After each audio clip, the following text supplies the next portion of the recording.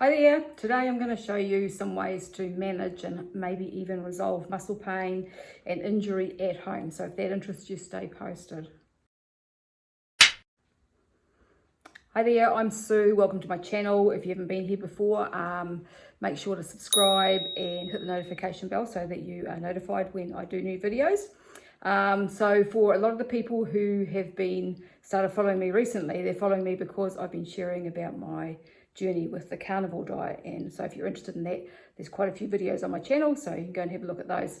But today I'm going to talk about how to manage ways that you can manage muscle pain at home.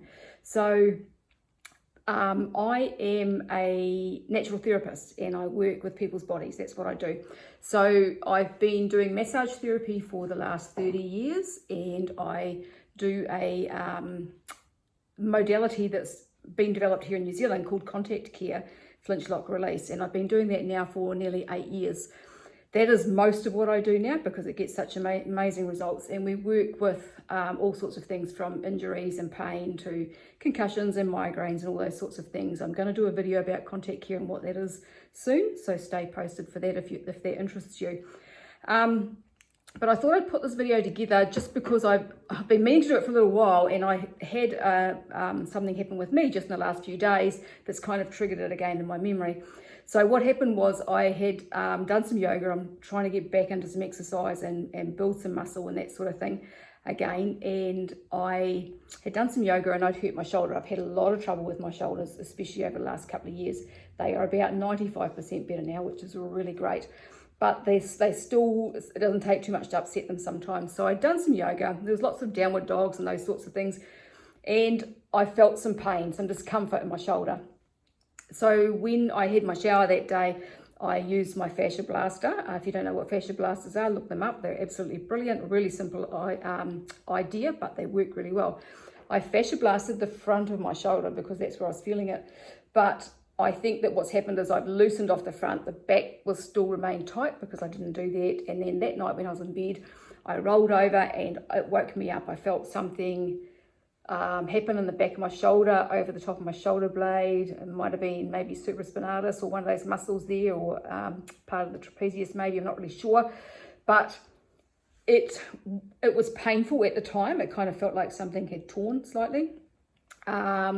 And then the next day, I didn't have any restriction or anything in it, but it was just aching. And it was referring down my arm into my deltoid, down into the insertion of my deltoid. So it was driving me bonkers all day. So I tried some of my different strategies and nothing was really working too well.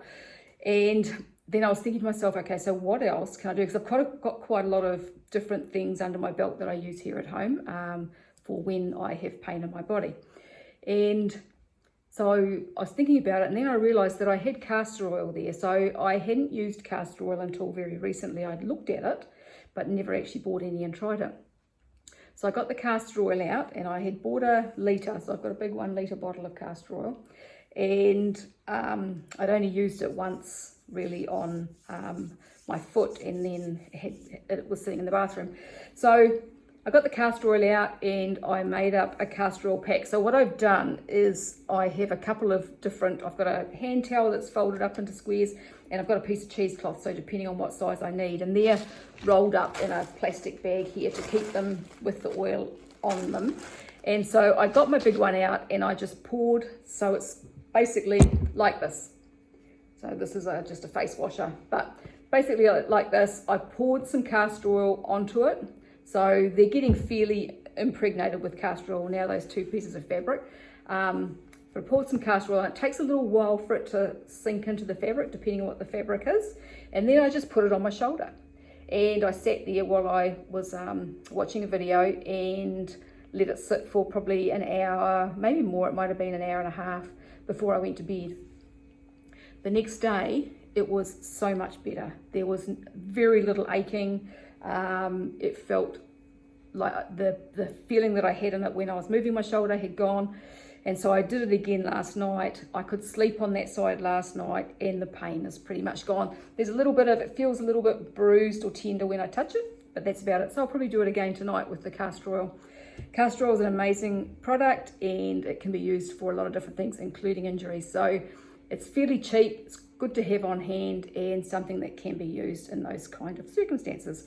So that's one thing that I've just used recently. Now, as I said, I have a whole bunch of strategies that I use here at home for myself if I have something going on. So the next thing that you can use that's similar to the way that the castor oil is applied is bentonite clay. So you can make a poultice out of bentonite clay, make it fairly thick, put it onto wherever your pain or injury is, and maybe put some cling wrap or plastic wrap or a plastic bag around it to keep it there, and leave it there for a few hours if you can, and it helps to draw things out and helps to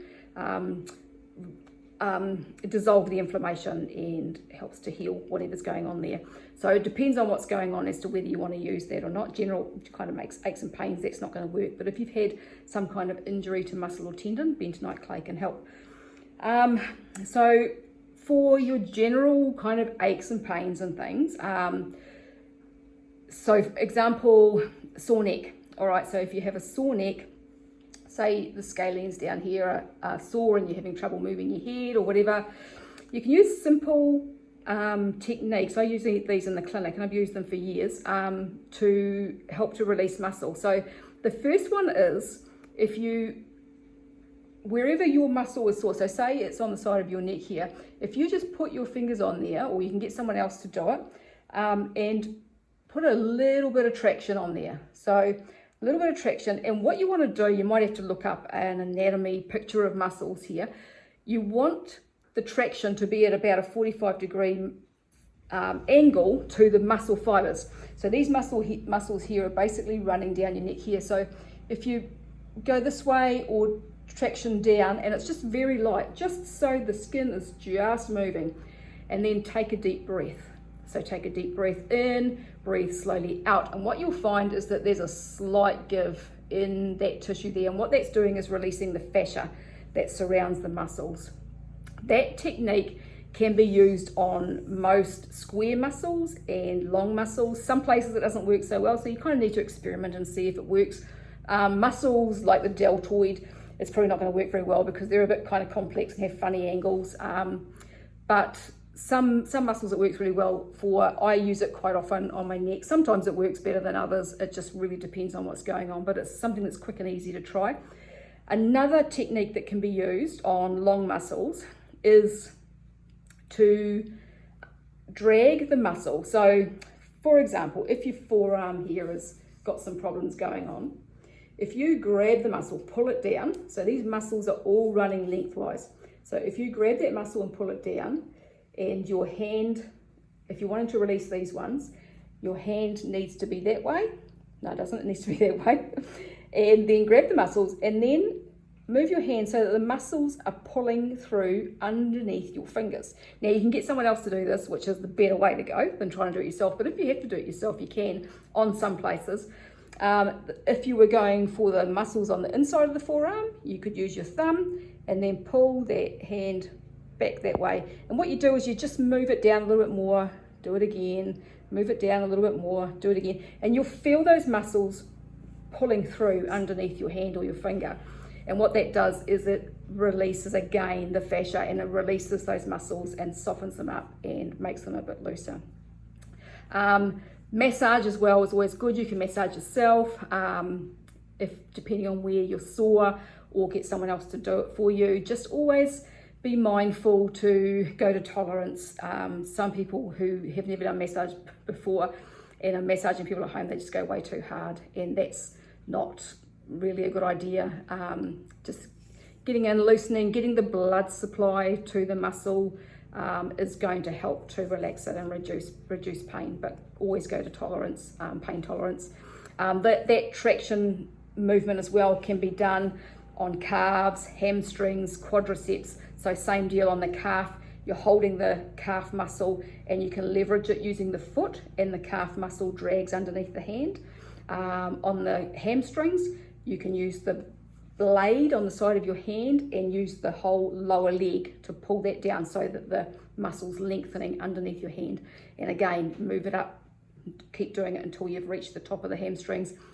Quadriceps, other way around, so you're bending, you've got your hand on the quadriceps, bending the leg that way, so that again you're lengthening those muscles out. I hope that makes sense.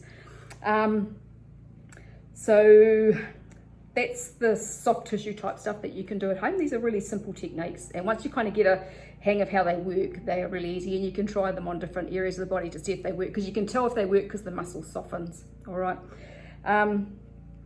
The other thing that I use a lot at home is an ENAR device. So this is an ENAR here. I use this in the clinic as well. I've had one of these devices for years. So these were a Russian technology that were designed for the space program before the wall came down, USSR, whatever it was. And so they've been around for a long time. They are a feedback device where they get feedback from your body and change what the signals that they're sending depending on that feedback. Brilliant little machine, has been a real lifesaver at times. There's a few different types of these now that are available. They usually come, or you can get pads for them so that you can put them on yourself. So, you know, if you've got a sore back or something like that, you can stick the pads on and turn it up. This device here comes from Australia. So I bought mine, this is my second one of these, and they came from Enlightened Therapies in Australia, and they're about $1,000, I believe, Australian. There's a similar device that I've just had a look at on Amazon, which is based on that technology. It's got really good reviews, so I'll link to that below. And then there's other CENAR devices, SCENAR, same technology. They tend to be very expensive, like $2,000 and up. So the ENAR, this little ENAR device, if it's something for you to use at home, or even as a practitioner, they still do the same job. So like this one here, or the one on Amazon looks pretty good, and it's about $300. So I'll link to that below. Another thing that I use a fair bit is cupping.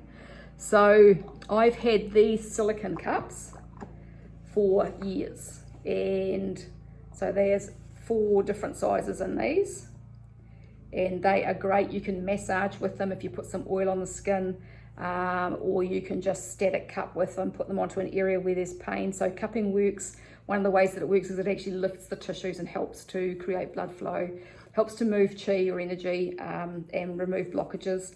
And so they are really effective. If you're going to massage with them, you just put some oil on the skin and you can stick them on. See, that's stuck. And if you've got oil, you can drag them up and down the skin, and it just helps to lift and create blood flow and that in the area where you've got pain.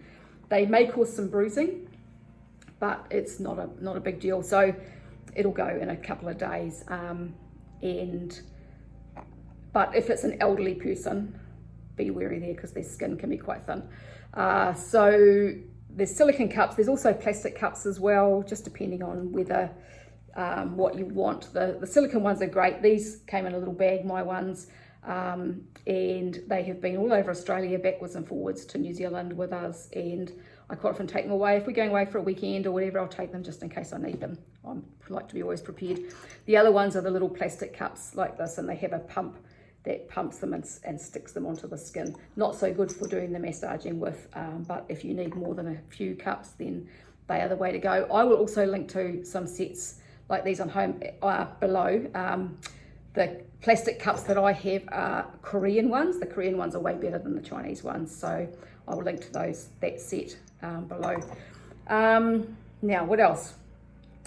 General aches and pains, lowering inflammation in your body is going to help. Epsom salts can really help in the bath. So if you have a bath with Epsom salts, getting that magnesium into your body is going to help to reduce inflammation and make your body feel better, especially when you're just generally sore, achy and just yuck. Low inflammatory diet is going to help. As I said, I am on now eating a carnivore diet, which is low inflammatory.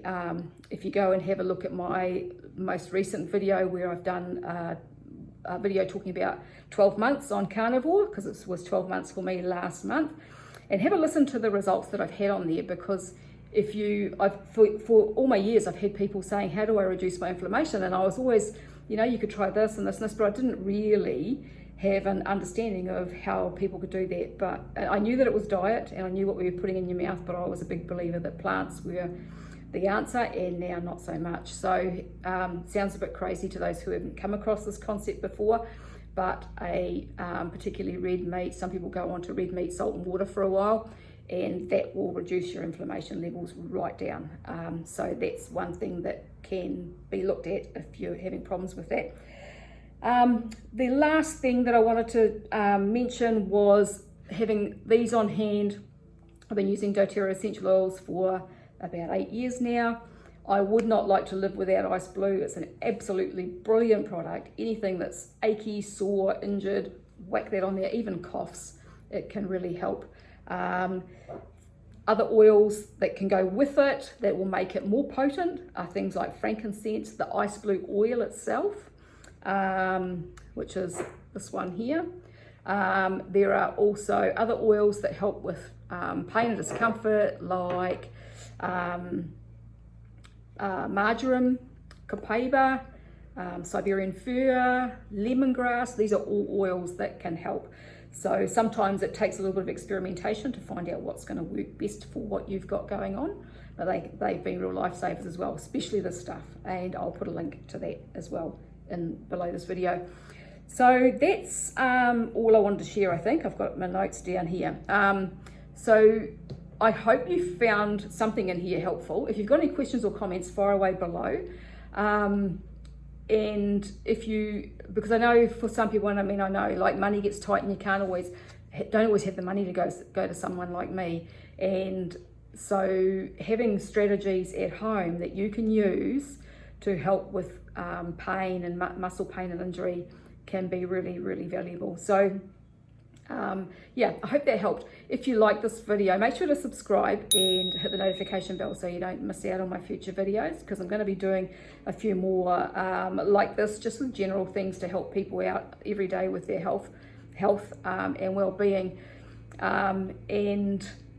So yeah, questions below, and I will talk to you again another day. I thank you very much for watching, if you've watched right through to this bit. And yeah, as I said, if you've got any questions, just sing out and I will get to them as soon as I can. Okay, thank you for watching. I will talk to you again another day. Bye bye.